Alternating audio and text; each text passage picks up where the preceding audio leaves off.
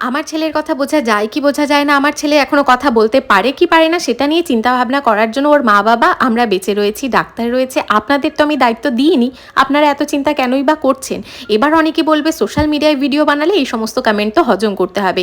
আচ্ছা না, আপনারা হয়তো জানেন না, রিয়েল লাইফে মানে সোশ্যাল মিডিয়ার বাইরেও সামনাসামনিও কিছু মানুষ এই ধরনের কমেন্ট করে নতুন মায়েদের বিব্রত করে। আসলে এটা হলো শিক্ষার পরিচয়। যে যেমন শিক্ষা পেয়ে বড় হয়েছে সে তো সেরকমই কথা বলবে।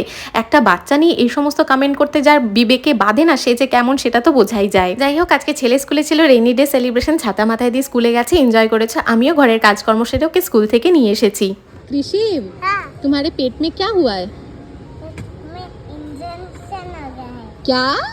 पेट में इंजेक्शन हो गया है। इंजेक्शन? हाँ। ইনজেকশন নেই, ইনফেকশন। ওর পেটে নাকি ইনজেকশন হয়েছে। ওকে খানিকটা ফ্রেশ করে দিয়ে ওকে একটুখানি ফল কেটে দিয়েছি, ওর মতন খেতে থাকবে। আর আমি আজকে সকালে কিছু খাইনি, কিছু খেতে ইচ্ছে করছিল না, তাই এখন লুচি তরকারি যেটা সকালে বানিয়েছিলাম সেটা নিয়ে বসে পড়েছি। গাছগুলো বৃষ্টির জল পেয়ে বেশ সুন্দর বেড়েছে, আর আমাদের লঙ্কা গাছের প্রচুর পরিমাণে লঙ্কাও ধরেছে। यहाँ पे खतरनाक है। खतरनाक है तो उछल कूद मत करो अभी। ओई